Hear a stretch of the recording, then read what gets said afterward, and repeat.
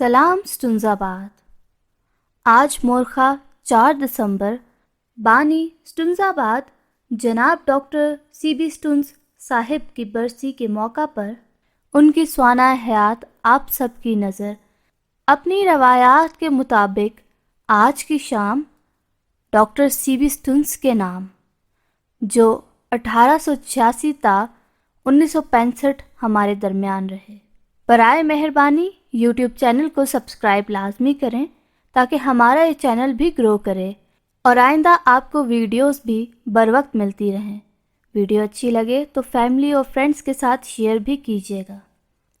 اگر ہم doctor C B stones صاحب کی زندگی کا تفصیلی جائزہ لیں تو آپ کی پیدائش اکتوبر 1886 لی گرینڈ مارشل کاؤنٹی، امریکی ریاست لووا میں بشپ ایچ سی سٹونز اور مسز اے ایم کلارک کے گھرانے میں ہوئی، جو دونوں ہی براعظم ایشیا اور ساؤتھ امریکہ میں بطور میتھوڈسٹ مشنری خدمات سر انجام دے رہے تھے۔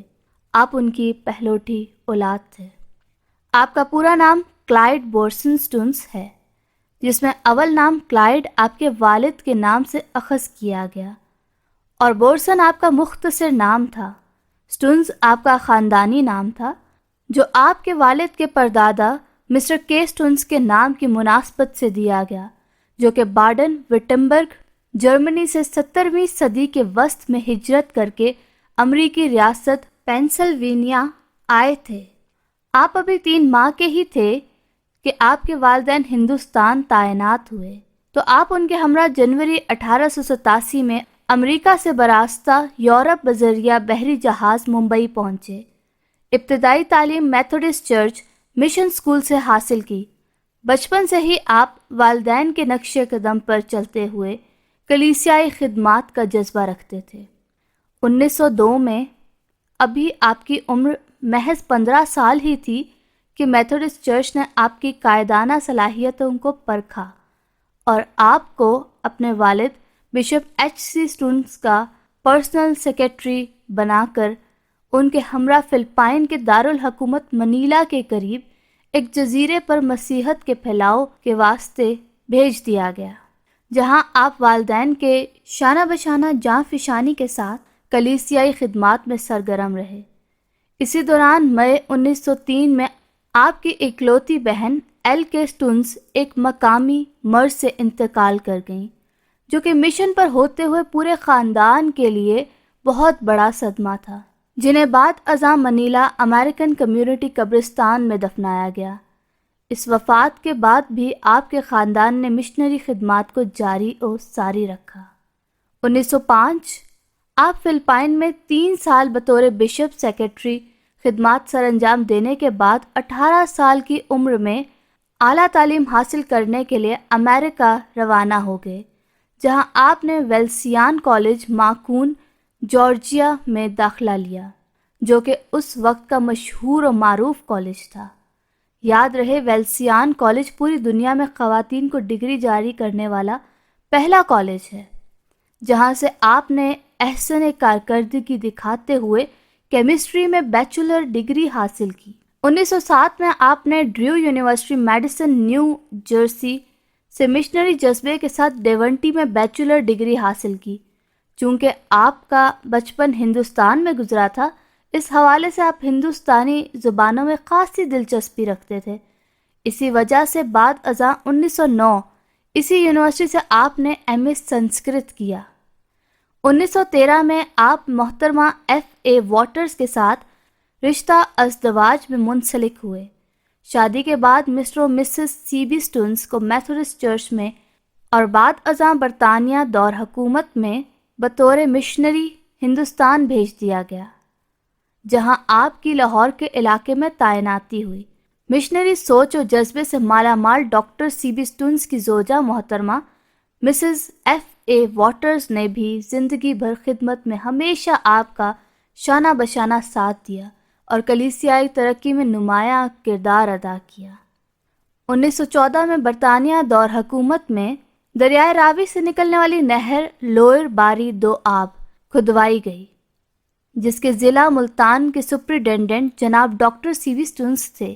آپ نے اس کے دونوں اطراف مختلف چکوک میں 9 مسیحی برادری کو آباد کیا جو فیروز پور، گرداسپور، لیل پور وغیرہ سے ہجرت کر کے یہاں قیام پذیر ہوئے۔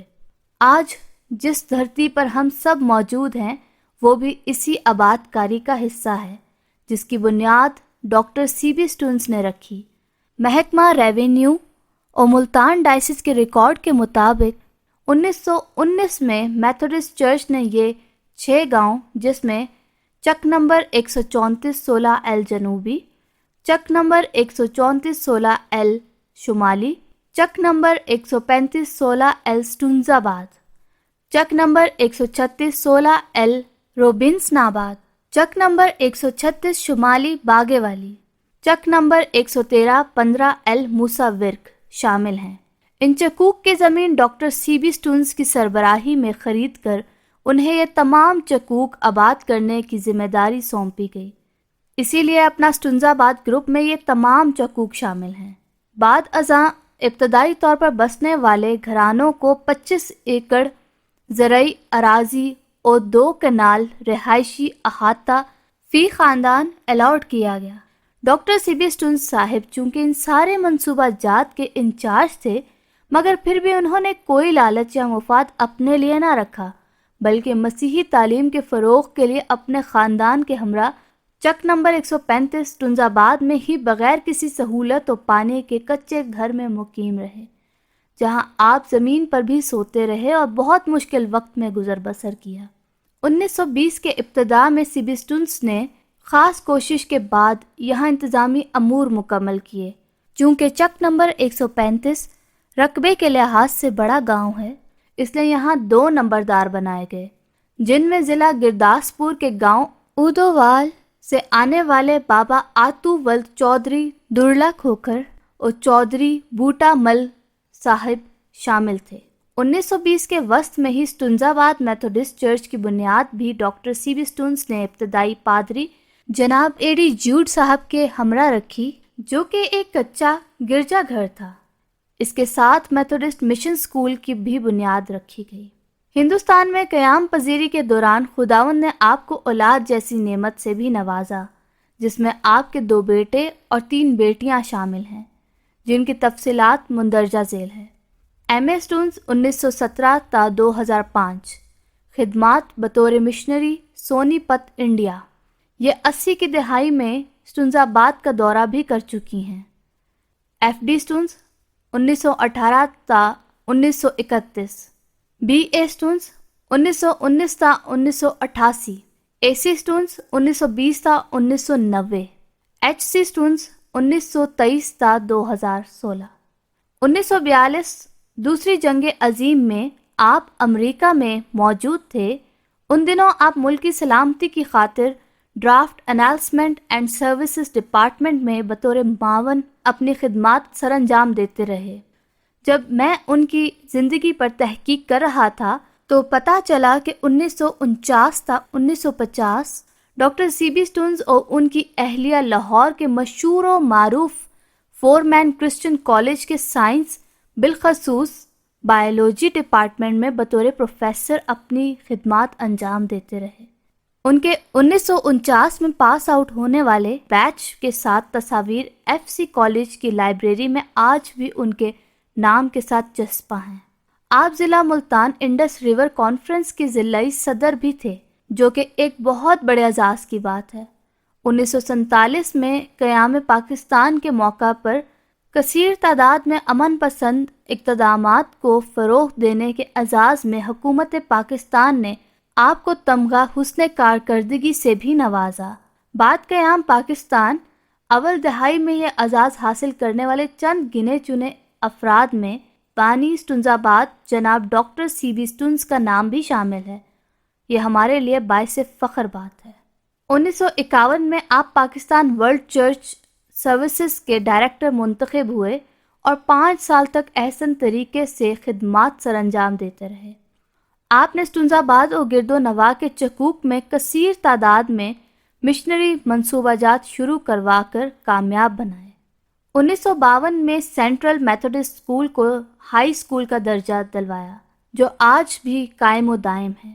1956 میں آپ نے Pakistan world church services director کے عہدے سے ریٹائرمنٹ حاصل کی اور امریکی ریاست فلوریڈا کے شہر منورے کاؤنٹی چلے گئے۔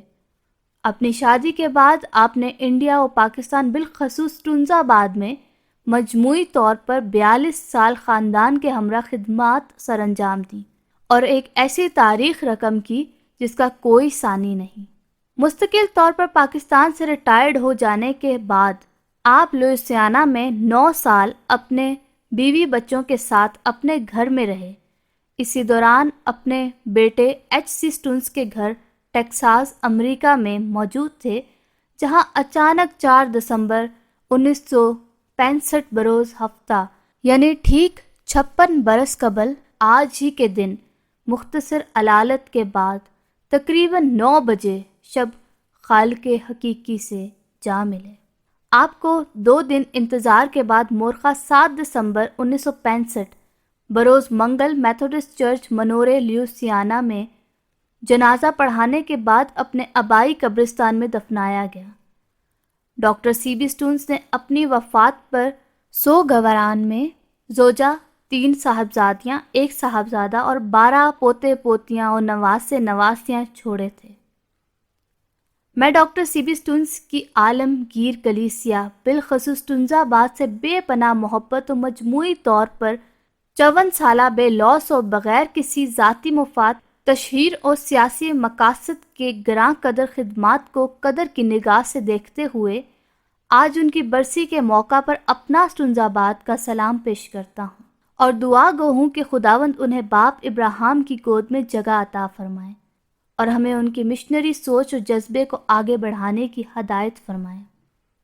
آخر میں ایک شعر: اب جس کے جی میں آئے وہی پائے روشنی، ہم نے تو دل جلا کے سرے عام رکھ دیا۔ اس سے اگلی ویڈیو میں ان کی پوتی جے اے سٹونز کا خصوصی ویڈیو بیان جاری کیا جائے گا۔